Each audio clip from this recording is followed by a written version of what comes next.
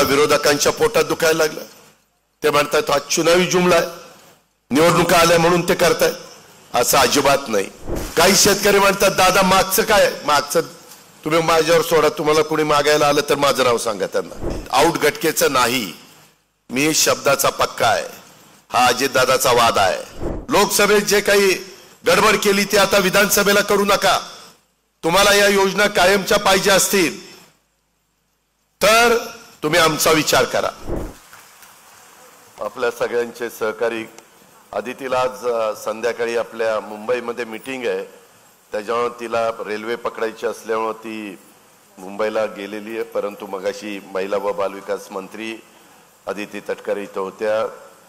तसंच सत्ता उपाध्यक्ष विधानसभा सभेचे नरहरी झिरवाळ, विधिमंडळातील माझे सहकारी दिलीपराव बनकर, सरोजताई आहिरे, तसंच जयश्रीताई पवार, रवींद्र नाना पगार, कार्यक्रमाला उपस्थित असणारे उदयकुमार आहेर, प्रेरणाताई बलकवडे, सोनाली राजे पवार, मोहनजी जाधव, भिका राऊत, गोपाळ धूम, राजू पवार, हरिभाऊ भोये, राजेंद्र निकुळे, युवराज लोखंडे, जयश्रीताई शेजोळे, आनंद झिरवाळ, राजू पाटील, जिजा कोल्हे, तुळशीराम महाले, अशोक गवळी, काळू बागुल, भास्कर अलबाड, नवसू गायकवाड, ज्यांच्या पुढाकाराने मला बरेच दिवस नितीननी सांगितलेलं होतं की दादा आजच्या दिवशी तुम्हाला 2 ऑगस्टला यायचं आहे आणि सुरगाळा आणि आमचा कळवण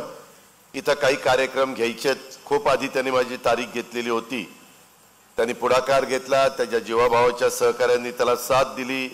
अनेक गावचे सरपंच, उपसरपंच, ग्रामपंचायतीचे सदस्य, महायुतीचे सर्व नेतेगण, पदाधिकारी, कार्यकर्ते, माझ्या सुरगणा परिसरामध्ये काम करणारे सगळेच मान्यवर, पत्रकार मित्र आणि अतिशय दिमागदार कार्यक्रम इथं घडवून आणला। ते आपल्या सगळ्यांचे सहकारी लोकप्रिय आमदार नितीन पवार, जमलेल्या बंधू भगिनींना आणि तरुण मित्रांनो, वेळ बराच झालेला आहे, पाऊस देखील पडतोय।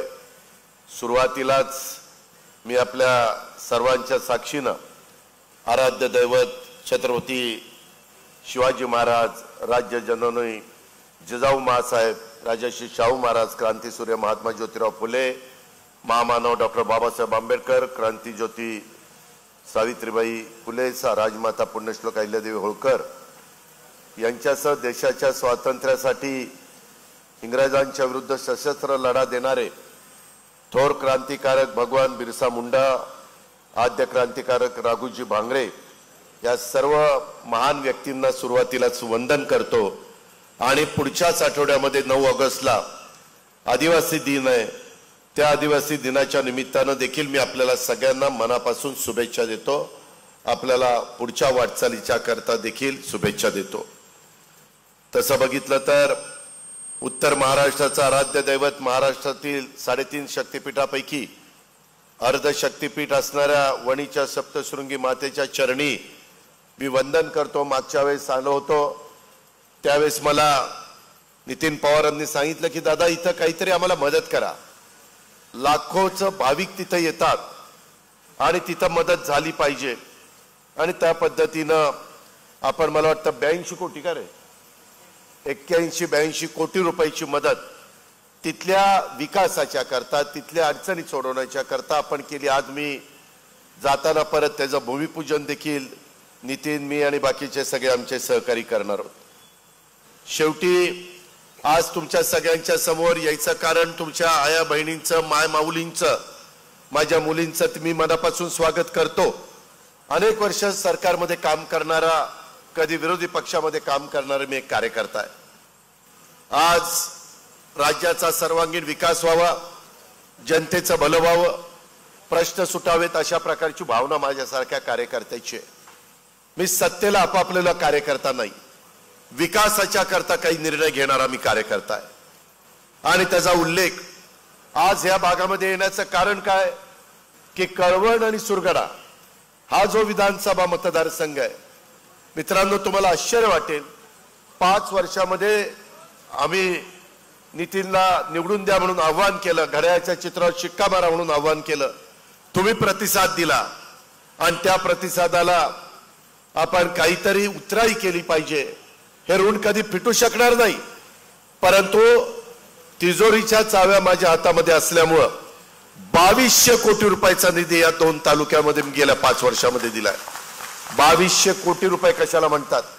पूर्वी सुरगाणा वेगळा विधानसभा मतदारसंघ होता, कळवण वेगळा होता, परंतु नंतर फेररचना झाली.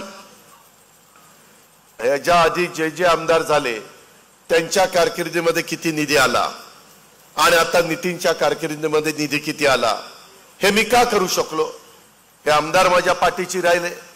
नरहरी झिरवाळ असतील, छगन भुजबळ असतील, सरोज अहिरे असतील, दिलीप काका बनकर असतील, नितीन पवार असतील, माणिकराव कोकाटे असतील, त्याच्यामध्ये अनेक सहकारी असतील आणि त्याच्यामुळं मला हे पद मिळालं.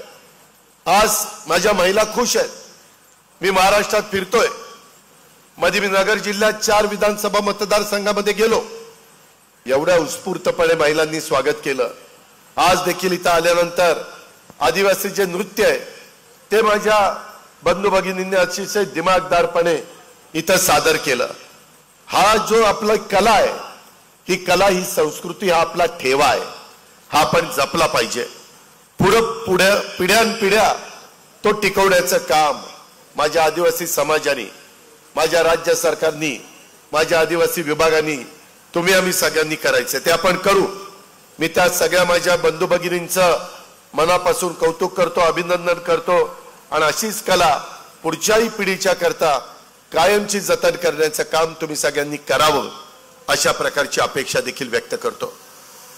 मगाशी आदितीनं तुम्हाला सांगितलं, काय सांगितलं की 21 ते 65 वयोगटातल्या महिलांच्या करता मी ज्यावेळेस समाजामध्ये फिरत असतो, आता 5 जणींना आम्ही एक पत्रक दिलं.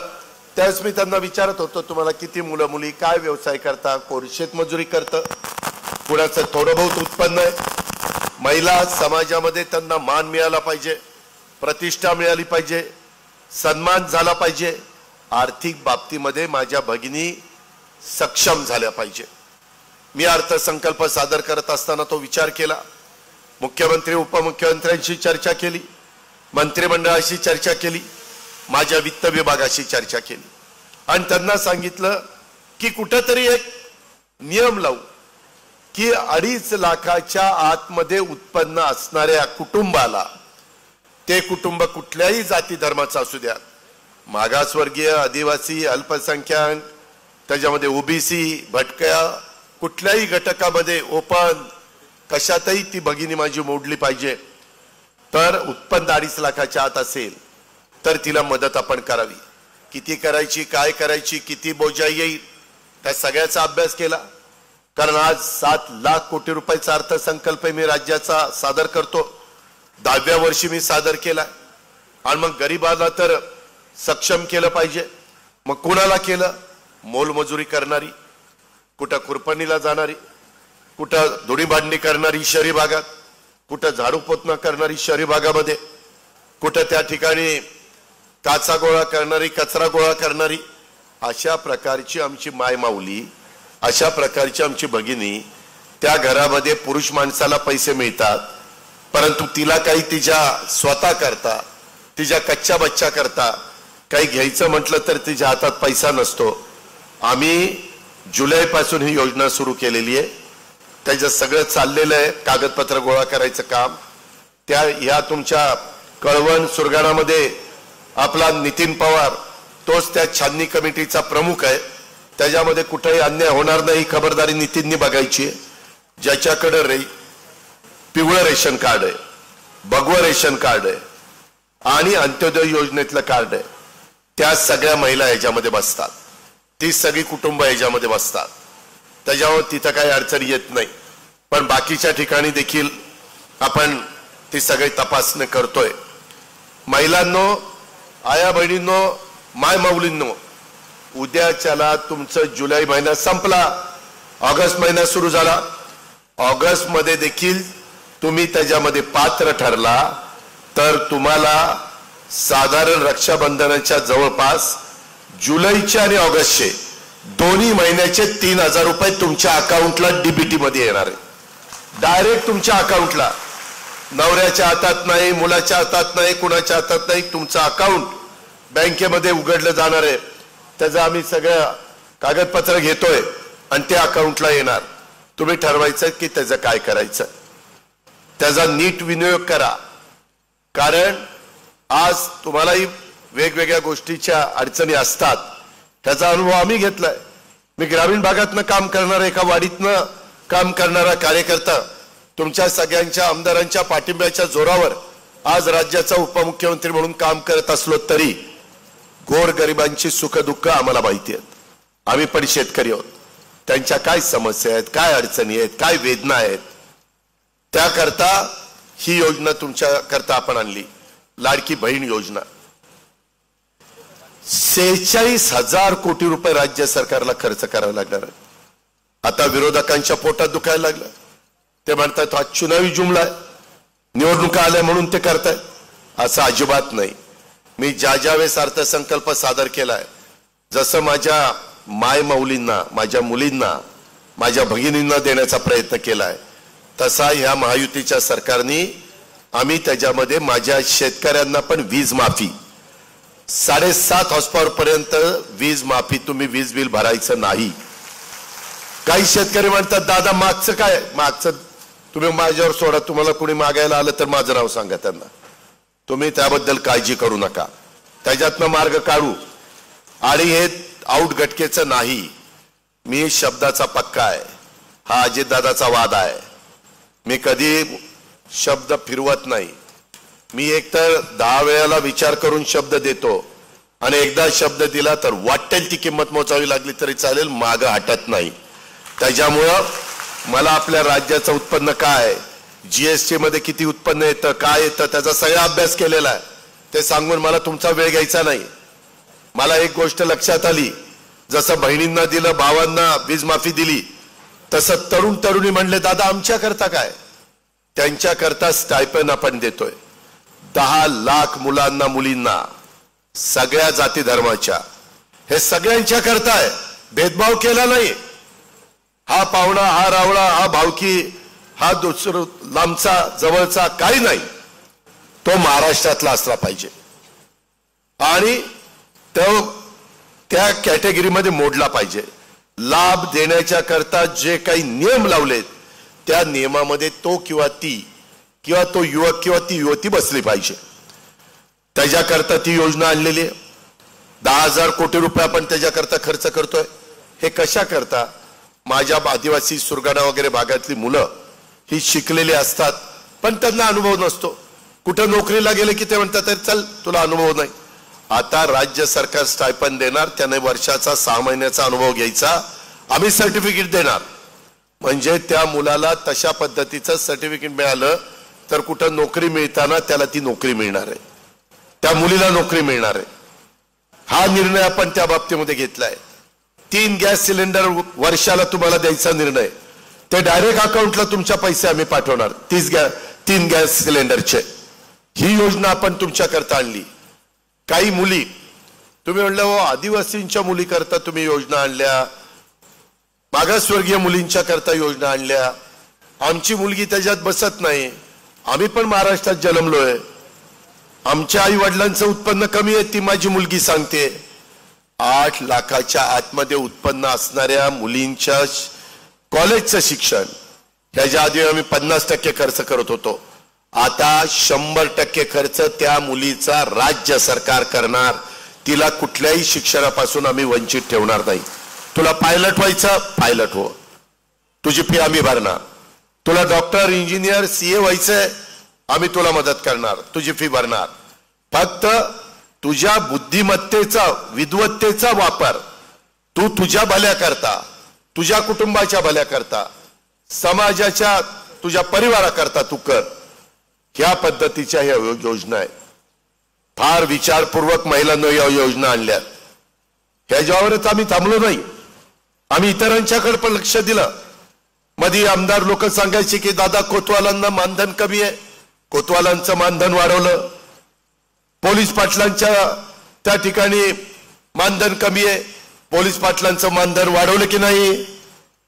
पोलीस पाटील असतील ना, काही वाढलं का? वाढलं. त्याच्यामध्ये इतर पण काही योजना होत्या, त्याही बद्दल आम्ही लक्ष देतोय. आता बोलत असताना नितीन पवारांनी आणि नरहरी झिरवाळांनी भाषणाच्या निमित्तानं जे काही सांगितलं की भूपेंद्र यादव यांच्याबरोबर आमच्या आदिवासी आमदारांची बैठक करून द्या. मला मुंबई दिल्लीला वेगवेगळ्या कामाच्या करता जावं लागतं, राज्याच्या विकासाच्या करता मी मुख्यमंत्री उपमुख्यमंत्री जात असतो. सध्या त्यांचं अधिवेशन चालू आहे, त्याच्यामध्ये मी त्यांची वेळ घेतो आणि तुमची मीटिंग त्यांना मुंबईला सोयीची असेल तर मुंबईला, दिल्लीला सोयीची असेल तर दिल्लीला. फक्त मला नरहरी झिरवाळ साहेब कुठल्या मीटिंग मध्ये विषय तुम्हाला पाहिजे त्याची नोट मला द्या. मी त्यांना सांगेल की ह्या विषयाच्या करता माझ्या महाराष्ट्रातल्या आदिवासी आमदारांना तिथे येऊन भेटायचंय, म्हणजे ते त्या तयारीनं राहतील. त्या पद्धतीनं मला द्या. आम्ही इथं मोठ्या प्रमाणावर निसर्ग सौंदर्य आपल्या सुरगडाच्या परिसरामध्ये पाहायला मिळतं, जे माझ्या कोकणामध्ये सिंधुदुर्ग, रायगड, रत्नागिरीमध्ये पाहायला मिळतं. तिथं आपण पर्यटनाला जास्त चालना दिली. मधल्या काळामध्ये देखील मी आलो होतो, त्यावेळेस हातगडला शेतकरी मेळावा घेतलेला होता नितीननी. त्यावेळेस हातगड किल्ल्याचा इतिहास सांगून त्या ठिकाणी पर्यटनाच्या दृष्टीने सुविधा कराव्यात अशी त्याने विनंती केलेली होती. तिथं आपण त्यांच्या संकल्पनेनुसार हातगड येथे आदिवासी संस्कृतीचं जतन करण्याच्या करता माझे आदिवासी कला दालन त्याची स्थापना आपण करतोय. या करता पावसाळी अधिवेशनात 100 कोटी रुपये आपण उपलब्ध करून देण्याचा निर्णय घेतला. शेवटी कामं झाली पाहिजे. माग माझ्या सुरगडावर अन्याय झालाय, तो अन्याय दूर करण्याच्या करता नितीन प्रयत्न करतोय, जयश्री पवार प्रयत्न करतायत, त्यांचे बाकीचे जीवाभावाचे सहकारी प्रयत्न करतायत. त्याला आम्ही प्रतिसाद दिला पाहिजे. शेवटी आमदार कशा करता असतो? विकास करण्याच्या करता. आज इथं जवळपास 736 कोटी 93 लाख रुपयाची विविध विकास कामं त्याचा आपण शुभारंभ केला आणि एकूण 919 कोटी 54 लाख रुपयाची कामं ह्या माझ्या सुरगडा परिसरामध्ये आपण मंजूर केलेली आहेत. ही कशामुळे मंजूर केली? तुम्ही नितीनला निवडून दिलं, नितीननी आमच्या पाठीशी ताकद उभी केली, त्याच्यामुळे आम्ही सरकारमध्ये, त्यामुळे आम्ही तिथं उपमुख्यमंत्री म्हणून काम करतोय. तिजोरीच्या चाव्या आपल्या ताब्यात आहेत. मी जर सरकारमध्ये नसतो तर या 5-6 महत्वाच्या योजना मला तुम्हाला देता आल्या असत्या का? नाही. आज या योजना तुम्हाला मिळणार आहेत. आज एवढ्या मोठ्या संख्येने महिला आलेल्या आहेत. आता इथं महिला जे गॅस सिलेंडर वापरतात त्यांनी हातवर करा बरं. तेव्हा का बऱ्यापैकी आमच्या महिला गॅस सिलेंडर वापरतात. गॅसच्या किमती जास्त आहेत. 3 गॅस सिलेंडरचे पैसे आम्ही तुमच्या अकाउंटला मी मगाशी सांगितलं आम्ही एक गरिबाकरता देतोय. काही जण विरोधक आमच्यावर टीका करतात. मला म्हणलं की राज्य दिवाळखोरीत काढलं. अजिबात काढलेलं नाही. मलाही व्यवहार कळतो. आम्ही पण आज पहिल्यांदा मंत्री झालो नाही, उपमुख्यमंत्री झालो नाही, 10व्यांदा अर्थसंकल्प सादर केलाय. 1991 ला पहिला खासदार झालो, मग आमदार झालो. अनेक पद गेले 30-35 वर्ष मी सांभाळतोय. त्याच्यामुळे अनेक उन्हाळे पावसाळे मी पाहिलेले आहेत. फार विचारपूर्वक या योजना दिलेल्या आहेत आणि पुढेही आपल्याला चालवायच्या. काही जण म्हणतील हे निवडणुकीच्या नंतर बंद होईल. अजिबात नाही. निवडणुकीत तुम्ही मला आशीर्वाद द्या, तुम्ही माझ्या विचाराची लोक निवडून द्या. या योजना कायमच्या वर्षानुवर्ष चालणार आहेत. मी आता GR काढला मुख्यमंत्री उपमुख्यमंत्री आम्ही कशाचा? 5 वर्षाचा वीज माफीचा. पहिले 3 वर्ष झाल्यावर आम्ही त्याचा आढावा घेणार. त्याच्यात काही अडचणी आहेत का? आता काही लोकांना सोलरवर आम्ही वीज देतोय. त्याच्यामध्ये वेगवेगळ्या प्रकारच्या अनेक गोष्टी व्हायला लागलेल्या आहेत. आपल्या इथं अजून सगळीकडे वीज नाहीये. सोलरवर अतिशय चांगले पंप चालतात. आत्ताच दिलीप बनकर मी आणि आदिती तटकरे गाडीतनं येत होतो. मी दिलीपला पण सांगितलं, निफाडचे आमदार, की माझ्याही स्वतःची शेती आहे, कधी बारामतीला आल्यानंतर दाखवेन. त्यामध्ये देखील मी सोलर पॅनल टाकून तिथं मोटार लावलेली आहे. चांगलं पाणी फेकती. दिवस उजाडला मोटर चालू, दिवस मावळला मोटर बंद. शेतकऱ्यांनी घरी जाऊन कुटुंबाबरोबर राहायचं, झोपायचं. बिबट्याची भीती नाही, विंचुकाट्याची भीती नाही, सापाची भीती नाही. ह्या गोष्टी आम्ही तुमच्याकरता करतोय. आम्ही आमच्याही भागात केल्या. इतर पण वेगवेगळ्या बाबी आज इथं बोलण्यात आल्या. त्याच्यामध्ये तुमच्याकडे धानाचं पीक होतं.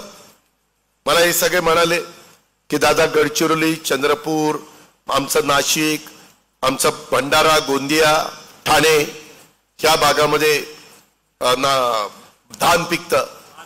त्याच्यामध्ये भात, तिकडे धान म्हणतात, आपल्याकडे भात म्हणतात, काही ठिकाणी तांदूळ म्हणतात. तर त्याला मदत करा. गेल्या वेळेस आता मध्ये 40,000 रुपये 2 हेक्टरला, हेक्टर 20,000 रुपये अशा प्रकारचं अनुदान आम्ही शेतकऱ्यांना धानाला, भाताला, तांदळाला दिलं की नाही? तुमच्या अकाउंटला पैसे आले की नाही? हे आपण करतोय. हे तुमचं सरकार आहे. तुमचे प्रतिनिधी तिथं बसलेत. आम्हाला समाजाचं भलं त्या ठिकाणी करायचंय. त्याच्यामध्ये मगाशी नितीननी पण सांगितलं, आमच्या नरहरी झिरवाळांनी पण सांगितलं की वनपट्ट्याचा प्रश्न. अनेकदा तुम्ही जण मोर्चे काढून त्या मुंबईमध्ये तुम्हाला कोण आणतं, त्या संदर्भामध्ये एवढं चालत यायचं जायचं. वनपट्ट्याच्या बाबतीमध्ये प्रश्न निकाली काढावा. ह्या भागामध्ये छोटे बंधारे करावेत. जेवढी जमीन तुम्ही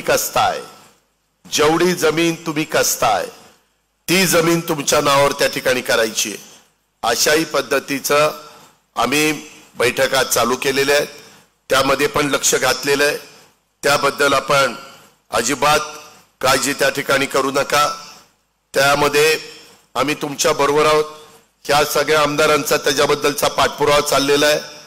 मागे आर पाटील देखील गडचिरोलीचा पालकमंत्री असताना त्यांनी मला सांगितलेलं होतं, तेव्हाही काही वन पट्ट्याचा प्रश्न आम्ही तिथं मोठ्या प्रमाणावर निकाली काढलाय.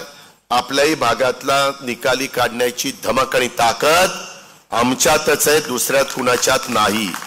आम्ही काम करणारे माणसं आहोत. आम्ही नुसतं बडाय मारणारी माणसं नाही. माझ्या लाडक्या बहिणी अर्ज इंग्रजीत हवा, मराठीत भरलेला अर्ज बाद होईल अशी एक चर्चा चाललेली आहे. जरूर त्या कॉम्प्युटरला इंग्रजीमध्ये लागतं. तुम्ही काळजी करू नका. आपण त्याच्यामध्ये तुमच्या सुरगाणा आणि कळवणचा त्या कमिटीचा अध्यक्ष नितीन आहे, ते त्या बाबतीतली सगळी काळजी घेतील. त्यांना जी मदत पाहिजे ते महिला बाल विकास करेल, राज्य सरकार करेल. राज्य सरकारचा उपमुख्यमंत्री म्हणून माझा शब्द आहे, काही अडचण आली तर मला नितीन सांगा, मी ती अडचण दूर करेन. पण माझ्या माय माऊली, माझ्या बहिणी, माझ्या मुली यांना जी भीती दाखवली जाते, गैरसमज केला जातो, महिलांनो, माय माऊलींनो, बहिणींनो, मुलींनो, हे तुमच्या करताय, गरिबांच्या करताय. त्याच्यामुळे अजिबात फसवेगिरी करायची नाही. मला काय एकदाच सुरगण्यात यायचंय, काहीतरी खोटं सांगून जायचंय, अख्ख्या महाराष्ट्रात मला फिरायचंय. परत मी कुठल्या कामाच्या निमित्तानं आलो, प्रचाराच्या निमित्तानं आलो तर मला भगिनी जाब विचारेल की नाही? तिला अधिकार आहे. तो संविधानाने दिलेला आहे, कायद्याने, घटनेने दिलेला आहे. तुम्ही अजिबात घाबरू नका. कुठेही त्या ठिकाणी तुम्ही जाब विचारू शकता. आणि या पद्धतीनं तो गैरसमज इंग्रजीमध्ये आपला अर्ज नाही म्हणून बाद होईल हे काढून टाका. ते कसं मराठीमध्ये करून घ्यायचं ती जबाबदारी आमची आहे. त्याच्याकरता तो अर्ज भरून घेण्याच्या करता आम्ही अर्ज भरणाऱ्याला 50 रुपये दिलेले. त्याच्यावर तो त्याचं काम करेल. माझे महिला अंगणवाडीमध्ये आशा वर्कर वगैरे ते आमच्या काम करतील. तुम्ही काळजी करण्याचं कारण नाही. आम्ही आशा वर्करला पण मदत केलेली आहे, आशा सेविका. आम्ही अंगणवाडी मधल्या महिलांना पण मदत केलेली आहे. त्यांचे अजून काही प्रश्न आहेत, काही गोष्टी दिल्या त्या आदितीनं सांगितल्या, पण टप्प्याटप्प्याने आम्ही ते पण प्रश्न त्या ठिकाणी सोडवतो. एवढा मोठा महाराष्ट्र आहे. शेवटी सगळी सोंग करता येतात, पैशाचं सोंग नाही करता येत. तुम्ही तुमचं कुटुंब चालवत असताना पण बघा, कधी संकट येतात. आता वायनाडला, केरळला सगळं गावाच्या गावं गाडली गेली, कित्येकशे लोक मृत्युमुखी पडली. कुणाला माहितीये? निसर्ग कधी कोपला तर पाण्याने हाहाकार माजतो, वादळाने हाहाकार माजतो, भूकंपाने वाजतो, त्याच्यामध्ये दरडी कोसळल्यानंतर त्या ठिकाणी हाहाकार माजतो. माझा दुष्काळ पडला तरी आपल्याला अडचणी येतात, त्याच्यातच मार्ग काढायचा असतो. तुम्हाला एकटं समजू नका. आदिवासी बांधवांनो, सरकार तुमच्या पाठीशी आहे. इथं सतत नरहरी आणि तुमचे नितीन या सगळ्यांचा प्रयत्न चालू असतो. सारख्या माझ्याकडे बैठका लावतात. परवाच भुजबळ साहेबांनी मला पुणे मुंबई रस्ता, दिलीप पण होता, VC वर सरोज पण होती, त्याच्यातल्या काम करण्याच्या करता मला सांगितलं मला कामाची आवड आहे.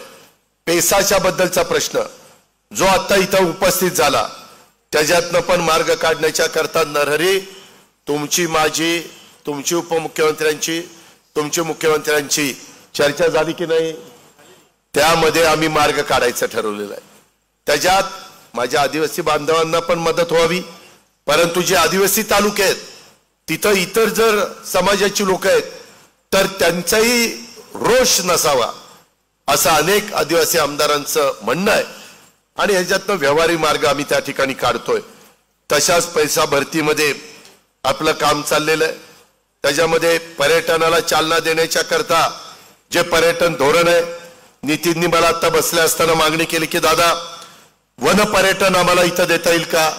नितीन, जरूर वन पर्यटन देण्याच्या करता मी तुम्हाला मदत करेल. तुम्ही चांगले चांगले प्रोजेक्ट माझ्याकडे आणा. नाशिक जिल्हा मध्यवर्ती सहकारी बँकेचा प्रश्न तो गहन बनलाय. मध्ये बुलढाणा जिल्हा मध्यवर्ती सहकारी बँक अडचणीत होती, त्यांना 300 कोटी रुपयाची गॅरंटी राज्य सरकारने दिली. ती गॅरंटी दिल्यावर तुमच्या राज्य बँकेने 300 कोटी रुपये दिले, ती बँक सुरू झाली. आपल्याला 700 ते 750 कोटी रुपये लागत आहेत. मगाशी आदिवासी सोसायट्यांची पण मीटिंग गेल्याच आठवड्यात माझ्या इथं झालेली आहे, त्याचे पण मी सगळी माहिती मागवलेली आहे. मित्रांनो, काम आम्हीच करू शकतो. दुसरे नुसते आंदोलन करू शकतात, मोर्चे काढू शकतात, लॉंग मार्च काढू शकतात, लोकांना चालत तिथं मुंबईला आणू शकतात. ह्याच्यापेक्षा काही करू शकत नाही. ह्याच्यापेक्षा काही करू शकत नाही. त्यांची हिस्ट्री काढा गेल्या कित्येक वर्षाची, काय तुम्हाला दिसतंय ते पहा. मला कुणाला दोष द्यायचा नाही, पण खरं तुमच्या सांगायचंय. मागे लोकसभेला असंच सांगितलं की म्हणले आरक्षण आता काढून टाकणार. आजच पेपरला बातम्या आहेत, SC ST प्रवर्गात वर्गवारी करून आरक्षणाचा प्राधान्यक्रम ठरवण्याचा राज्यांना अधिकार. सर्वोच्च न्यायालयाच्या 7 लोकांच्या बेंचने निर्णय दिलाय. मी नरहरी आणि बाकीच्या आदिवासी समाजाच्या बाबा आत्राम, तुमचे डॉक्टर विजय गावित सगळ्यांशी बोललोय. त्यांना म्हणलं तुम्ही एकत्र बसा आणि यामध्ये तुम्हाला काय हवंय ज्याच्यातनं आदिवासी बांधवांचा पण फायदा राहील, त्याच्यामध्ये कुणाचं नुकसान होणार नाही, ती चर्चा करा. ती चर्चा केल्यानंतर राज्य सरकार त्याबद्दल पुढची पावलं उचलेल. तीच गोष्ट शेड्यूल कास्टच्या करता तिथेही आम्ही त्या सगळ्या माझ्या बांधवांशी चर्चा करणार आहोत. मुख्यमंत्री करणार, मी करणार, देवेंद्रजी करणार. कारण एकट्याने निर्णय घ्यायचा नसतो, सगळ्यांच्या विचारांनी अंतिम निर्णय घ्यायचा असतो. तसं मागं सांगितलं म्हणले आदिवासींचं आरक्षणच जाणार, मागासवर्गीयांचं आरक्षण जाणार, संविधान काढून टाकणार, घटना बदलणार. दादांत खोटं होतं. मी सांगत होतो नाही रे नाही रे नाही रे, पण नाही तुम्ही विश्वास ठेवला आणि लोकांनी मग त्यांना पाहिजे ते केलं. आज काय दिसतं, कुणी संविधान बदललं? काही त्याच्यामध्ये काही चालं? काही होणार नाही. मी तर राज्यात सांगतो, जोपर्यंत चंद्रन सूर्य तोपर्यंत संविधान कोण मायेचा लाल बदलू शकत नाही. घटनेला कुणी धक्का लावू शकत नाही. आता पुन्हा सांगतो, लोकसभेत जे काही गडबड केली ती आता विधानसभेला करू नका. तुम्हाला या योजना कायमच्या पाहिजे असतील तर तुम्ही आमचा विचार करा, महायुतीचा विचार करा, नितीनचा विचार करा, नरहरीचा विचार करा, जे आमदार उमेदवार आम्ही देऊ त्यांचा विचार करा. हे मी महाराष्ट्रात मधल्या तमाम जनतेला सांगतो, तसं आपल्याला पण सांगतो.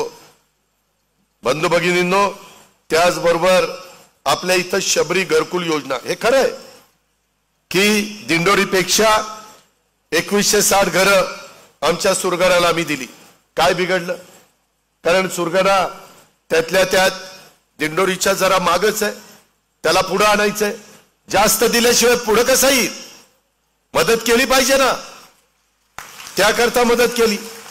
म्हणून काय आम्ही दिंडोरीला वाऱ्यावर सोडणार नाही, दिंडोरीला पण देऊ, परंतु कुठंतरी कमी असेल तिथं झुकतं माप द्यावं लागतं. ही गोष्ट आपण लक्षात ठेवा.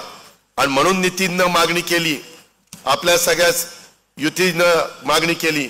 म्हणून आम्ही इथं 2160, पूर्वी तर फार 2 घरं 4 घरं यायची. आता अजून एक प्रस्ताव त्यांनी मांडलाय की आम्हाला आदिवासी विभागाकडनं देखील ह्याच्यात 1 लाख रुपये घाला. म्हणजे मग 140 अधिक 1 लाख असे 240 होतील. आम्ही शहरी भागामध्ये देतो 2.5 लाख रुपये देतो. त्याही बद्दल आम्ही सकारात्मक निर्णय घेऊ. तुम्ही काळजी करू नका. काम करणारं सरकार आहे, निर्णय घेणारं सरकार आहे, योजना राबवणारं सरकार आहे, समाजाला इतरांच्या बरोबर पुढे आणणारं सरकार आपलं आहे. आणि म्हणून आपण ह्या सगळ्या गोष्टी करतोय. इतर पण अनेक बाबी आहेत. आपल्या इथं नार नदी आहे, पार नदी आहे, वाजणी नदी आहे, तान नदी आहे, सोनाई नाला आहे, करकली नाला आहे. याच्याबद्दल पण वेगवेगळ्या पद्धतीच्या सातत्याने मागण्या मला नितीननी त्या बाबतीमध्ये दिलेल्या आहेत. त्या संदर्भात मी सांगतो, आम्ही इथं MIDC करायचा प्रयत्न केला, परंतु MIDCला तेवढी जागा मिळत नाही. कालही मी अधिकारी पाठवलेले होते, परंतु जागा 60 एकर बसते, त्याच्यातनं 30 एकर जमिनीला रस्त्याला जात आहेत. परंतु दुसरा काय मार्ग काढायचा तो मी, नितीन आणि बाकीचे सहकारी मित्र मिळून त्या ठिकाणी काढू. सप्तशृंगी गडाचा विकासाचा आम्ही शब्द पाळलेला आहे, तिथं आम्ही कुठं कमी पडलो नाही. 2200 कोटी रुपयाच्या योजना या कळवण सुरगाडामध्ये देतोय. त्याच्यातनं नवीन पोलीस स्टेशन, पोलीस कर्मचारी वसाहत, शासकीय आदिवासी आश्रम शाळा, रुग्णालय या इमारतीचे बांधकाम आम्ही करतोय. वेगवेगळ्या अनेक गोष्टी आपण त्या बाबतीमध्ये करतोय. कळवण आपल्या सुरगाडाला श्रीभुवन प्रकल्पासाठी निधी हा नितीन मागत होता, त्याला 42 कोटी रुपये नवीन प्रकल्पासाठी आपण अर्थसंकल्पामध्ये त्याला मान्यता दिली. 5 कोटी रुपयाची तरतूद केली. आता या प्रकल्पाला गती द्यायची आणि ह्याच्यातनं बरेच वर्षाचं तुमचं मागणं हे त्रिभुवन प्रकल्पाचा प्रश्न हा आपण मार्गी लावलाय. दुमी प्रकल्पाचा प्रश्न मार्गी लावण्याच्या करता दुमी प्रकल्पाचा फायदा माझ्या सुरगाणा, पेठ आणि दिंडोरी तालुक्यातल्या 35 गावातल्या शेतकऱ्यांना होणार आहे. हा प्रश्न मार्गी लावल्यास 5000 एकर क्षेत्र ओलिताखाली येणार आहे. त्यामध्ये देखील माझ्या मंत्रालयात बैठका चाललेल्या आहेत आणि हा प्रश्न मार्गी लावण्याचा मी निश्चितपणे प्रयत्न करेल, हा माझा तुम्हाला शब्द आहे. त्याचबरोबर माझा पेसाच्या बद्दल रखडलेली भरती प्रक्रिया ही पण मार्गी लावण्याच्या बद्दलचा उल्लेख मी केला. आकांक्षित तालुक्यामध्ये माझ्या सुरगाणाचा निवड झालेली आहे. त्याही संदर्भामध्ये जे जे काही तुम्हाला देण्याची गरज आहे ते मी देईन. A.T. पवार हे विकास पुरुष होते. जननायक बिरसा मुंडा यांच्या कार्याला आदर्श मानून सामान्यांच्यासाठी कल्याणासाठी आयुष्य खर्च केलेला महाराष्ट्राच्या आदिवासी राजकारणात विकासाचा स्वतंत्र A.T. पॅटर्न निर्माण करणारे आमचे ज्येष्ठ सहकारी माजी दिवंगत नेते A.T. पवार यांच्या स्मृतीला पण मी अभिवादन करतो. परंतु त्यांनी कळवण सुरगाणा आदिवासी भागात रस्ते, पाणी, आरोग्य, शिक्षणाच्या सोयी निर्माण केल्या. गिरणा नदीवर अर्जुन सागर धरण उभं केलं. अशा पद्धतीने माझा आदिवासी शेतकरी त्याला कालव्याचं पाणी मिळालं पाहिजे, तो समृद्ध झाला पाहिजे, तो त्या ठिकाणी पुढे आला पाहिजे, त्याची मुलं बाळं शिकली पाहिजे. माझ्या आदिवासी मुलं मुली वंचित राहू नये शिक्षणापासून म्हणून आश्रमशाळा त्यांनी बांधल्या. आदिवासी मुलांना मुलींना शिक्षित करून नोकरी व्यवसायाच्या करता सक्षम केलं. अशा पद्धतीनं त्यांनी पाठपुरावा त्या काळात केला आणि म्हणून 1982 साली स्वतंत्र आदिवासी विकास विभाग हा निर्माण झाला आणि त्याचा फायदा आज माझ्या आदिवासी बांधवांना होतोय. त्या नितीन पवार पण त्या पद्धतीनं प्रयत्न करतायत. A.T. पवार साहेबांचा विकासाचा वारसा तितक्याच तडफेनी आमचे नितीन पवार जिद्दीनं क्षमतेने पुढे नेण्याचं काम करतायत. त्याच्यामध्ये ते यशस्वीपणे त्याच्यात पुढे चाललेत. आपल्या सर्वांना निश्चित याचा अभिमान आहे, त्याबद्दलही आमचं कुणाचं दुमत नाही. माझं एवढंच तुम्हाला सांगणं आहे, तुमचा आमदार तसं बघितलं तर कामाला एकदम ताठ आहे, पाठपुरावा करायला वाघ आहे, जागेपणी आणि झोपेत सुद्धा माझा कळवण सुरगणा मतदारसंघाचा विकास असंच ते करत असतो. जयश्री मला म्हणली, दादा याला सांगा ही झोपेत पण कळवण सुरगाणाच करतोय. तर आता तसं करू नको, त्याच्यामध्ये व्यवस्थित झोप. तुला अजून किती निधी लागेल विकासाच्या करता तो निधी मी देईन, त्याच्याकरता काही अडचण नाही, पण काम दर्जेदार झालं पाहिजे. कामामध्ये कुठं खोट होता कामा नये. एकदा रस्ता झाला तर तो 5-10 वर्ष टिकला पाहिजे. काही ठिकाणी पाऊस जास्त आहे, कॉन्क्रीटचे रस्ते करा. आम्ही यावेळेस एन्युटीचे रस्ते हे कॉन्क्रीटचे करण्याचा निर्णय घेतला, हॅमचे रस्ते कॉन्क्रीटचे करण्याचा निर्णय घेतला. कारण रस्ते केल्यानंतर खड्डे पडतात. काल पण मुंबई नाशिक या रस्त्याला पण त्यांना सांगितलं डांबरी नको, कॉन्क्रीटचा रस्ता. माझ्या इथं 2000 साली पुणे मुंबई रस्ता कॉन्क्रीटचा केला, 25 वर्ष झाली, आजही रस्ता एकदम चांगला आहे. शेवटी काम असं का करायचं की लोकांच्या लक्षात राहील अशा पद्धतीनं करायचं, आणि त्या पद्धतीनं आम्ही सगळेजण करतोय. तुम्ही काळजी करू नका. कुणी काही अफवा उठवल्या तर मी आणि माझा पक्ष सर्व जाती धर्माच्या लोकांना न्याय देणारा पक्ष आहे. शिवशाहू फुले आंबेडकरांची विचारधारेनं मी पुढे चाललोय. मी भेदभाव करणार नाही. आदिवासींना, मागासवर्गीयांना, अल्पसंख्याकांना एक वागणूक, दुसऱ्यांना दुसरी वागणूक, तसं होणार नाही. गरीबाला मदत हा पहिली भूमिका, विकास याच आमच्या डोळ्यासमोरचा उद्देश हे मित्रांनो राहणार आहे. त्याकरता आया बहिणींनो, इतर काही जण सांगतील अजिबात त्या गोष्टीवर विश्वास ठेवू नका. सरळ सांगा. त्या अजित पवारला नितीननी बोलवलं होतं, सुरगाण्याला सभा झाली, त्यांनी आम्हाला सांगितलेलं आहे फक्त उत्पन्न मात्र 2.5 लाखाच्या आत असलं पाहिजे. ज्याचा 2.5 लाखाच्या वर उत्पन्न असेल त्याला मिळणार नाही. म्हणजे ज्याचा पगार 20,000 21,000 रुपये असेल त्याला मिळणार नाही. कारण 21,000 22,000 पगार म्हणल्यानंतर 12×24 आणि 12×24 ते जात आहे 2.5 लाखाच्या पुढं. त्याच्या आत पाहिजे. अनेक माझ्या महिला त्याच्यामध्ये बसतील. मगाशीच आदित्यनं सांगितलं की 1 कोटीच्या पेक्षा आमचा अंदाज आहे. अंदाज मी ज्यावेळेस योजना तयार करत होतो त्यावेळेस पवाई वर्षाला किती पैसे लागतील, किती महिला त्याच्यामध्ये समाविष्ट होतील, त्याच्यात 2.5 कोटी महिला महाराष्ट्रातल्या बसू शकतात असा आम्ही अंदाज व्यक्त केलेला आहे. आणि एका घरात 2 देखील त्या बाबतीमध्ये द्यायचं आम्ही ठरवलेलं आहे. पण जर तुम्हाला संजय गांधी निराधारचे 1,500 रुपये मिळत असतील तर हे मिळणार नाही.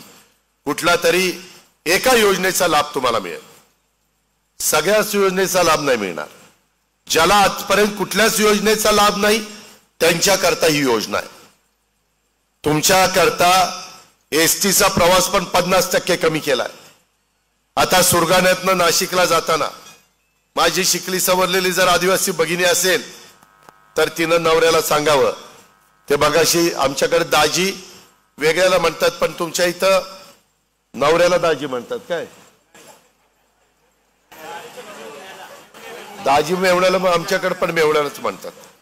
तर मगाशी सांगताना मग मला चुकीचं सांगितलं गेलं. त्यामध्ये नवऱ्याला बायकोनी सांगायचं की नाशिकला जायचंय, काम आहे. हे बघ, इथून नाशिकचं तिकीट किती आहे पुरुषाचं? सुरगाणा ते नाशिक किती आहे? 100. जे काही 150. बाई माणसाने सांगायचं, बाबा तू घरात बस, मी गेले तर 75 रुपयात जाते, तू गेला तर 150 रुपये जात आहेत, मी गेले तर 75 वाचतील. असं करून जरा महिलांनी प्रवास करायला शिका. आणि तुमची कामं पुरुषे करतात, मी बघितलंय. आता सरोजला आमदार केलं, काम करू शकत नाही का? चांगलं काम करते. जयश्री पवारांना झेडपी अध्यक्ष केलं होतं, चांगलं काम केलं नाही का? चांगलं काम केलं. महिलांना संधी दिल्यानंतर मी तर नेहमी सांगतो, आम्हाला विमानाने प्रवास करावा लागतो अनेकदा. त्यावेळेस विमानामध्ये पायलट, विमान चालवणारी महिला असेल तर ते विमान टेक ऑफ पण चांगलं घेतं, लँडिंग पण चांगलं, एकदम फर्स्ट क्लास. कारण आपली जबाबदारी योग्य पद्धतीने महिला पार पाडत असतात. पुरुष असला की जरा ती इकडे तिकडे बघतय, विमान उतरताना धाड दिशा आदळतय, असं होतंय. महिला कामामध्ये नंबर 1च्या आहेत. म्हणूनच महिलांना पुढे आणण्याच्या करता ही 46,000 कोटीची योजना माझी लाडकी बहीण आपण आणलेली आहे. ती योजना महायुतीने आणलेली आहे, हे आपण लक्षामध्ये ठेवा. ही कायमची पुढे चालवण्याच्या करता आपण योजना दिलेली आहे. खोट्या नाट्या चुकीच्या गोष्टीवर अजिबात विश्वास ठेवू नका. अशा प्रकारची माझी तुम्हाला सगळ्यांना आग्रहाची, नम्रतेची, कळकळीची विनंती आहे. आणि इतर पण अनेक निवेदनं आज मला इथं मिळालेली आहेत. त्या सर्व निवेदनामध्ये एक तुमचा सहकारी या नात्याने मी बारकाईनं लक्ष घालीन. आणि आजपर्यंत ही जी कामं आहेत, सुरगाण्यातल्या माझ्या महायुतीच्या कार्यकर्त्यांनी ही कामं दर्जेदार होत आहेत का नाही याबद्दल नितीननी पण लक्ष ठेवावं, कार्यकर्त्यांनी पण लक्ष ठेवावं. आणि जे काही तुमच्या इतर मागण्या आहेत त्या पूर्ण करण्याकरता देखील हे महायुतीचं सरकार आणि त्या महायुतीच्या सरकारमध्ये काम करणारे आम्ही कार्यकर्ते, भुजबळ साहेब असतील, मी असेल, नरहरे असेल किंवा एकनाथराव शिंदे असतील किंवा देवेंद्रजी असतील, जे कुठे असतील ते सगळेजण ह्या विकास कामाच्या करता, तुमच्या भल्या करता तुमच्या पाठीशी आहेत. हा शब्द मी तुम्हाला देतो आणि आपल्या सगळ्यांची रजा घेतो. जय हिंद, जय महाराष्ट्र.